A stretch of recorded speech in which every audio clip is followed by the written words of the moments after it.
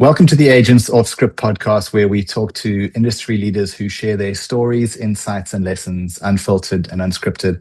I'm your host, Lawrence, and today I'm thrilled to be joined by Avin Shahani, the CEO of Inneraktive, a digital tech partner built around no-code and low-code strategies to help businesses launch faster, launch smarter, and more cost-effectively. Avin, welcome. Excited to have you here. Thank you for having me. Looking forward to the conversation. Amazing. I mean, I've positioned Inneraktive to a certain degree, but I'm sure you can provide us with a little bit more context around what it is that you do, areas of operations, etc. Yeah, absolutely. So, in a sentence to understand what Interactive does, essentially, we help ambitious teams build, launch, and grow websites, apps, and platforms designed around users with a built around outcomes, essentially. That's kind of our motto. That's what we live by. And that's sort of the one-liner to be able to explain what Interactive does. So whether you're looking at new ideas, whether you have an established platform and you want to bring an experience first approach, lean development, performance driven marketing, to help grow your business, we're the person to speak to because we try to make sure that whatever idea you have is really well thought out right from the beginning. Today, it's very easy to build a website. You have many low code, no code tools that would allow you to build something simple. If you're looking for a corporate website, for example, you'd be able to do that very easily. You could even use, ChatGPT. You could use, Wix. You have Base 44. You've got so many different tools at hand.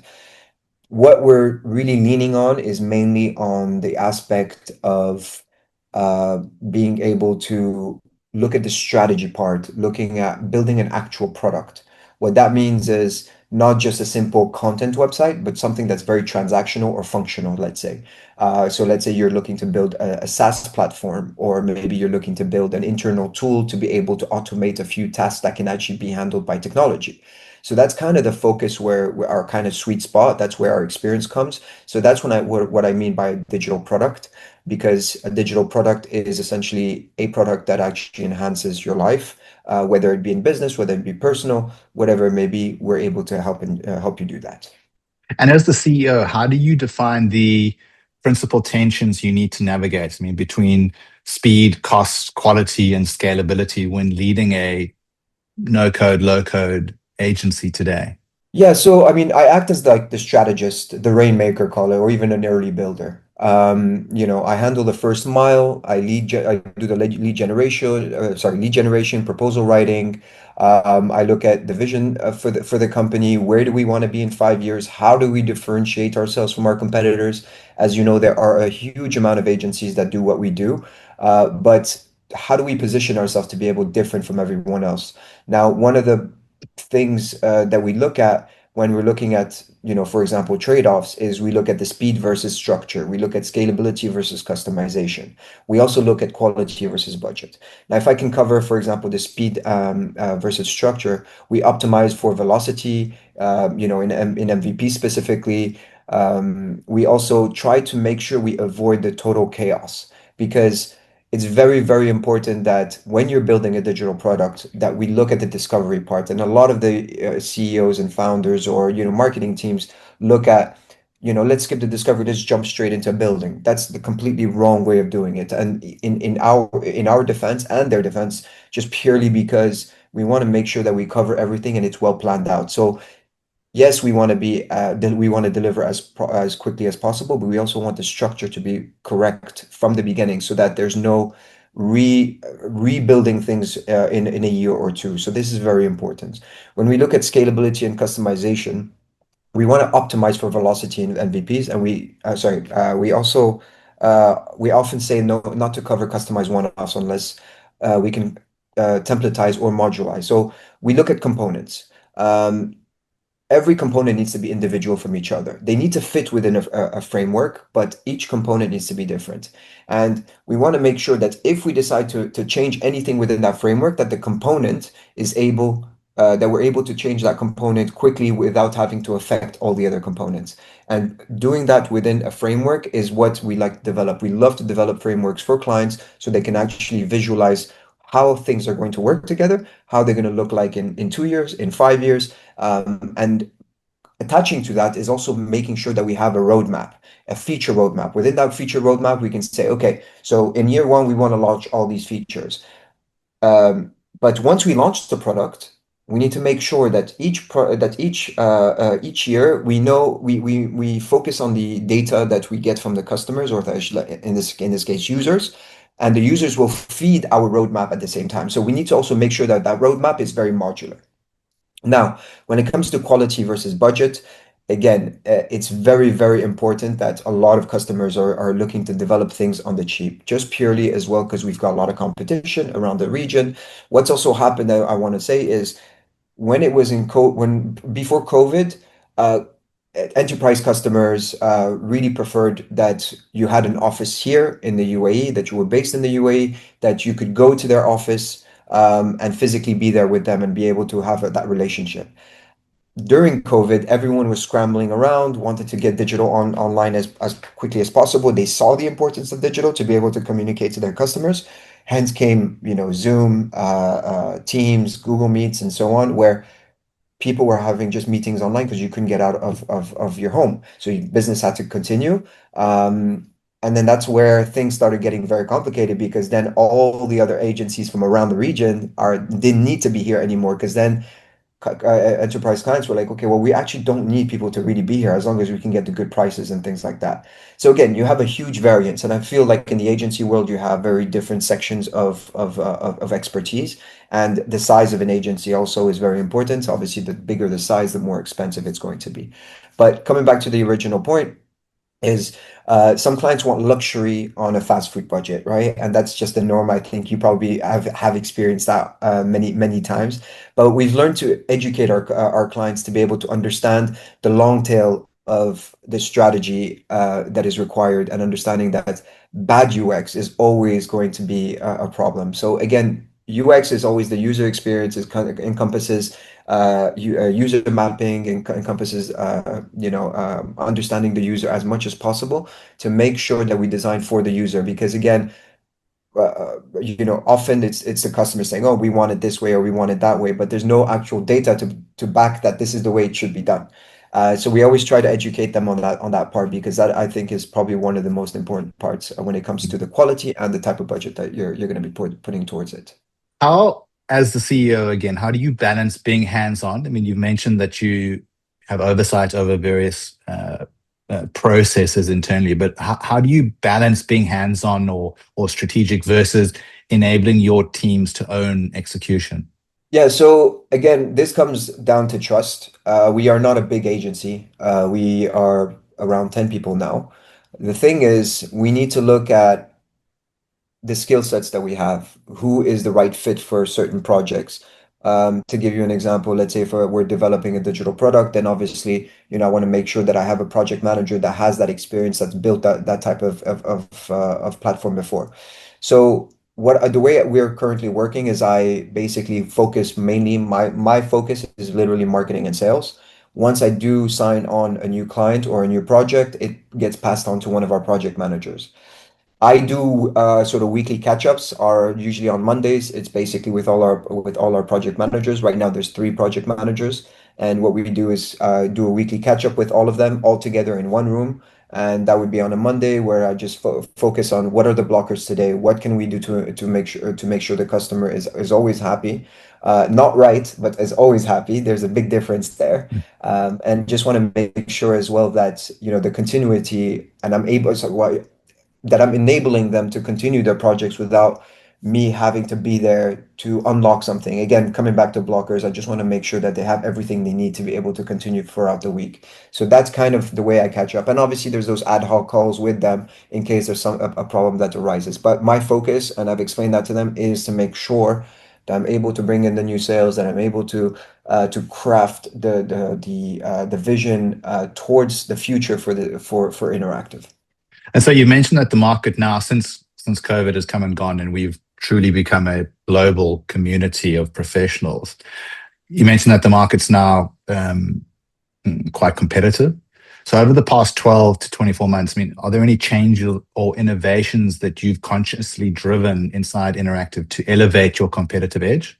Yeah, absolutely. I think what's important is the experience. So the way we kind of sell ourselves is mainly around the experience that the agency has, across the different type of products that we develop. Today, customers are looking for, yes, they are looking for people to physically be here. It's always a big plus to be able to be, but it's not a necessity. It's not mandatory. So we are here. We have a lot of experience in various different type of products that we've developed. We also like to focus on the low code, no code aspect, which is basically being able to what low code, no code means for them. Essentially, when I communicate that to clients, they don't, some of them don't actually, a majority actually don't understand. But what that translates to is faster build, lower costs. That's two key things that's never going to change. People are always going to want that, and that's part of the innovation part. So when it comes to smaller projects, we focus a lot on the low code, no code. When it's on the bigger projects, which are custom builds, then obviously we focus on our product, sort of digital product management, which we're able to communicate effectively. But again, it's very important that you also have salespeople within an entity. In this case, it's me, that I can actually speak CMO language, I can speak a CEO language, I can speak a founder language, even marketing team language. So being able to speak in that way actually resonates with them very clearly. So a lot of the times what other agencies will go, they'll go very technical on an audience that doesn't understand technical.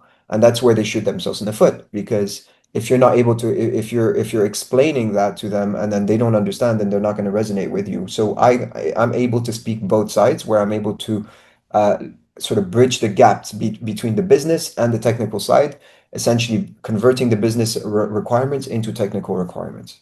And when you are managing multiple concurrent projects, assumably across design, integrations, automations, are there any visibility blind spots or places that you wish you had stronger real-time decision intelligence? I think it's mainly, again, it comes down to like integrations when you're connecting with third-party apps. Um, you know, I think as well when it comes to the discovery, which I've mentioned earlier, discovery is super, super important to any type of project, regardless if it's a content website or even just a simple plugin. We have to manage where our blind spots are, because we only know what the information that the client has told us. So we need to make sure that we're able to communicate this information effectively, that we're able to map out every single step of that process to be able to make sure that we have the desired outcome, and also managing the expectation of the client. Mm. When it comes to sort of the projects, I mean, we try to sort of juggle all these different projects, but we need to have a system to be able to make sure everything is working sort of together. And we just actually moved to a new system recently. We used to be on ClickUp, which I'm sure you're probably familiar with, to a platform called Productive.io. And it's absolutely helped us enormously, because now I can work with my freelancers where they put in their rate cost. I can see my P&Ls on every single project, whether it's small or big. I can also look at the communication that's been happening between our clients, so I can onboard clients onto the platform. So it really helps us to understand every step of the thing. I get even warnings if a developer has actually crossed the number of hours that were originally allocated for that project. Sorry, not for the project, for the development side. So there's so many different things that really will help me to manage these projects effectively. But at the same time, I'm also entrusting my project managers to make sure that they abide by the system and they're using it the way it's supposed to be used. Because it's all nice to have a new sort of, call it an ERP, that allows us to sort of do everything. But if it's not used correctly, and if we don't have set proper guidelines, or even SOPs, super important nowadays, especially when we develop our projects. We have really robust SOPs that are developed, that allow us that I can hand over a project to a project manager, where he would be like, okay, now I understand. I have a checklist of everything I need to do, and make sure things I need to watch out for with every client and things like that. So we have one for a WordPress project, we have one for a digital product, we have one for a Laravel build, we have one for Webflow. So each of them are very different. So a developer can take that on, be like, okay, this is everything everything I need to cover. It's very well explained. It's explained in their language, in the technical manner, so that we make sure that everything is a success. And even the client is actually aware of every single step that we're going to go through, so that there's no confusion later on. Say, oh, but you never told us about this. And so, we basically have everything mapped out for them. And assumedly, those SOPs are all based around, as you said, a very clear and accurate discovery session with your prospects.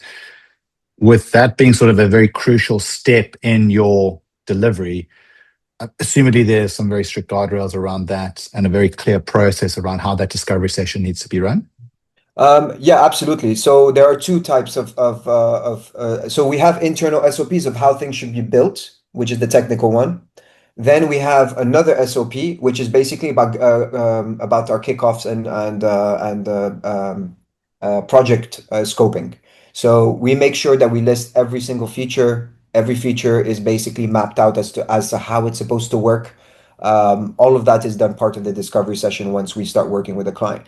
And naturally, we know a majority of everything that's supposed to. Generally, when we're at the stage of doing a proposal, we have at least gathered at least 75 to 80% of the requirements generally.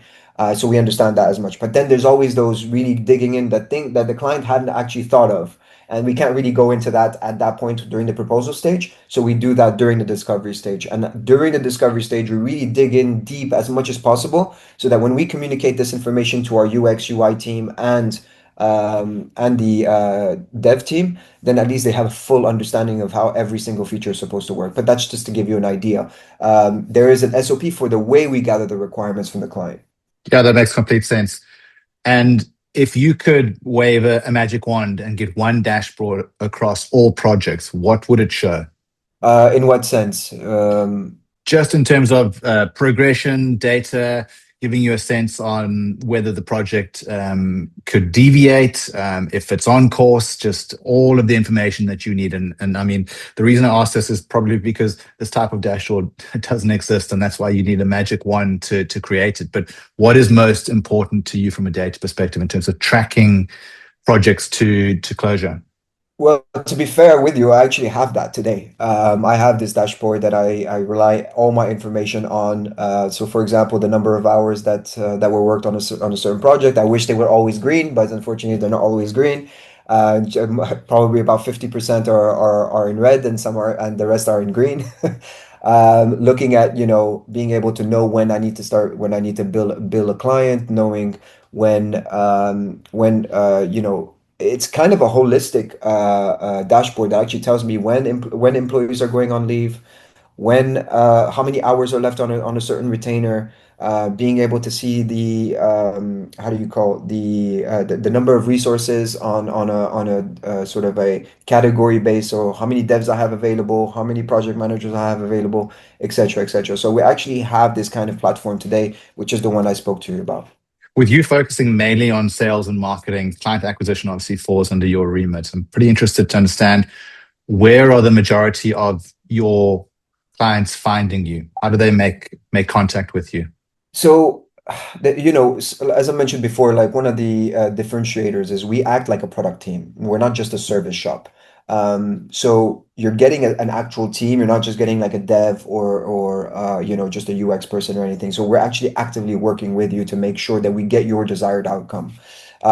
We are also very much AI and UX focused, because I think that this actually helps a lot in understanding, I mean, we do our work so much quicker with AI today, and every business is being affected by that. So we combine AI automation plus the lean UX to deliver results, and not just the pages. It's not just about the pages, it's actually the flow of the user, where they're going to go from each component to another component, whether it may be. And as I said as well, in terms of a differentiator is again the business fluency, where we're able to speak CMO, CEO, and founder language. This allows us to really be able to speak to the biggest level of enterprise companies versus the smaller ones, which are the startups that are looking to develop their own product. But when it comes to acquisition, again, I feel like smaller companies have a bit of an edge because the CEO generally does all that work, right? And when you're speaking to someone and you say, "I am the CEO," so the counterparty actually feels a lot more important, and they're speaking to the right person. They know that they're speaking to the top management of that company, of whoever they're going to do business with.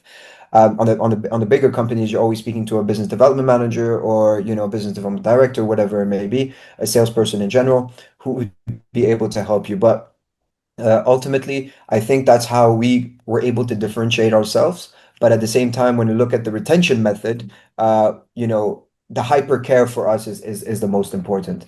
I think the hypercare is going to be one of the things where we're able to answer at any point of the day. Sometimes I've even answered to clients at 1 a.m., 2 a.m.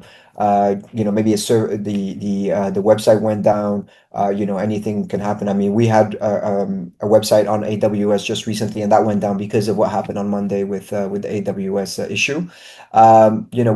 We make sure that we make sure that we're giving a lot more value for what the client for against what the client has paid for, and that's very important, especially in an agency today. You need to be able to give a lot more value, and again, even if you're when you're small, you have to give a lot more as well for that, because it's kind of a privilege to have such clients that come to you, especially when you're just starting out and things like that. Mm. But yeah, I think there's so much so many things that you need to do just from a relationship standpoint. I think the relationship goes a long, long way when you're trying to grow your agency. And you mentioned that the no code and low code narrative has resonated with your clients. Are there any other narratives that resonate that you can mention? I can't mention any clients because I'm on an NDA on all of them, but I'll give you an example that, the clients, so the low code, no code has affected both of our clients, our startup companies, or I should say the smaller companies, whether it be startups or SMEs, versus the enterprise. And I'll tell you how. The way it's affected them is that now we're able to build things much quicker just to test. Enterprise ones, generally you're not speaking to a CEO. You're speaking to a marketing manager, or a CIO, or not a CIO. I'd say like an IT manager, or a marketing manager, something along those lines. So middle management, and sometimes they have an idea and they think that it could potentially work, but they don't want to invest heavily into it, because again, these kind of middle management want to look good in terms of senior management. So what happens is they come to us and say, okay, can we build a small MVP for, let's say, X amount of dollars? This is the budget we have. Say, yeah, we can do it. It'll be mostly done through AI. That's why we can afford to do it at this cost. But then at the same time, we're going to be able to do it, to ship it much quicker, and it'll probably be cloud-based at this point.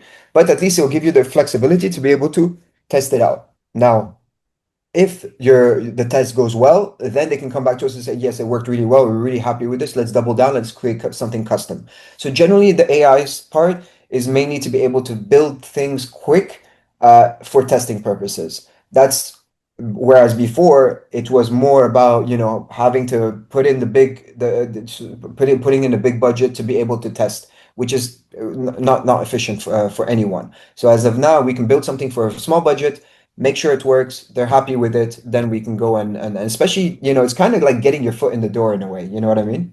So Yeah. that's basically the effect on the enterprise level, and then the startup, obviously, there it's a no-brainer. They want to do everything on as low as possible, so they're happy to go down the low code, Mm. no code route. Mm.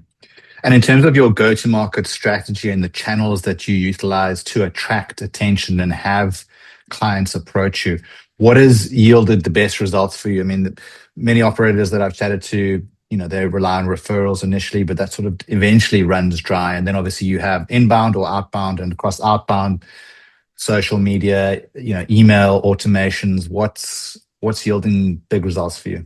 Yeah, so historically, it's been all about, I think the nature of the agency industry is very much referral based, just purely because, I mean, it's just like, it's the service industry. So service industry always generally works mainly on referrals. But for us, I mean, I've been trying to look at different ways of attracting attention and being able to convert customers. So I've been doing various networking groups. I'm part of a few of them. So I do 2, 3 times a week. I'm going out to networking groups and meeting other founders and entrepreneurs, whether it be to convert them into a client, or whether they know someone, or whether I can learn from them. So again, those are my three sort of goals when I go to these networking groups. I'm doing a lot of my personal branding, so I'm creating a lot of content around what we do as a business, but I do it on my personal page at this point, or I should say my professional page.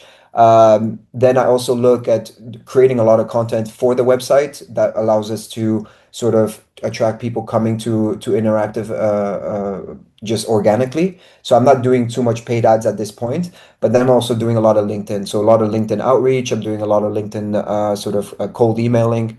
And that kind of seems to work quite well, especially, if you have a very complete LinkedIn profile. I believe that people will resonate with you more and be like, okay, well, he does have experience, and then we'll actually give you a chance to just have a call at least, and then it goes from there. So I aim to have at least 10 calls a week to be able to even convert one. My goal is to convert one client a week at the bare minimum. And I'm pretty interested to understand, you say a complete LinkedIn profile. What would that be? How would you define that? So again, branding is a lot. So if you could check my sorry, if you check my LinkedIn profile, you'll find a lot of interactive branding. You're gonna find the experience that I have from previous agencies. You'll find a lot of what I aspire to be. You'll find my personal website there. You'll find the education. You'll find, so that's what I mean. It means like literally a full complete thing, not just those one-liners that you see quite often on LinkedIn profiles, which doesn't really inspire much trust. And think if they see that you've put in so much effort into your LinkedIn profile, I think that also translates and resonates with a lot of the ambitious people who actually are like, oh wow, he's actually invested quite a bit of time in this, and I think I would be able to learn something or even have a conversation with.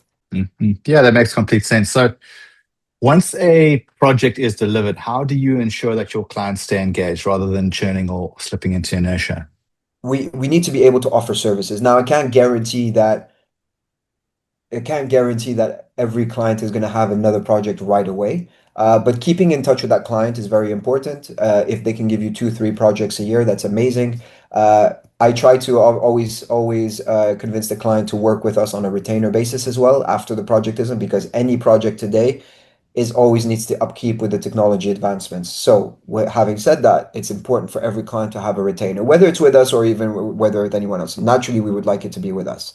But then at the same time, where we're able to give a lot of value, give a lot of what other agencies are not able to give in terms of that relationship again. So as I mentioned to you earlier, was very important. But then also we started selling performance marketing, we started selling SEO services. So you have to be able to offer other services that go in line with the project. And one of the reasons we also try to focus on SaaS products and digital products is because there's a lot more work to be done, because the project is always being revamped, or I should say the website is always being revamped, within website, mobile app, or so on. So when you have a SaaS product, you're always adding new features, you're always optimizing, you're always going to get bugs, and so on. So that's why we try to focus on that, because that gives us a lot more sort of leeway throughout the year to be able to retain a client. And Avin, looking ahead, what's next for Interactive? Where do you see the biggest opportunities for evolutional growth? I think on the trajectory that where we're at right now, I think that people are going to start building products, more and more digital products. A lot of I can tell you, there's as AI keeps growing, I think if we become sort of a specialist in AI and building AI products, I think we will have a very good fighting chance to make it, just purely because you know the when you look at the age gap as well at the moment, that everyone is getting into AI. Everyone wants to have has ideas but don't know how to build. We come in from a consultancy sort of advisory basis. We're able to advise. We understand all the products. We understand how things work, and that's why I think that's where we're going to have a very sweet spot for us to be able to build things much quicker. Again, it won't always mean that we will implement, but at least we'll have the advisory part, which will actually help us a lot better. Because I think there's a lot more value in the advisory part. And assumedly, as you scale, you grow more clients. It also means that you would need to scale the size of your team. I'm always interested Absolutely. in how operators and founders and CEOs look to preserve quality, consistency, and culture as the scale of their resources expands too. For us, we always want to work on a hybrid model, just purely because I don't believe today you need to have 300-man team. Again, it depends on the type of how much work you have. Again, it's very relative, let's call it. But I do believe that you need to have your team, you need to have your customer-facing team to be fully employed and so on.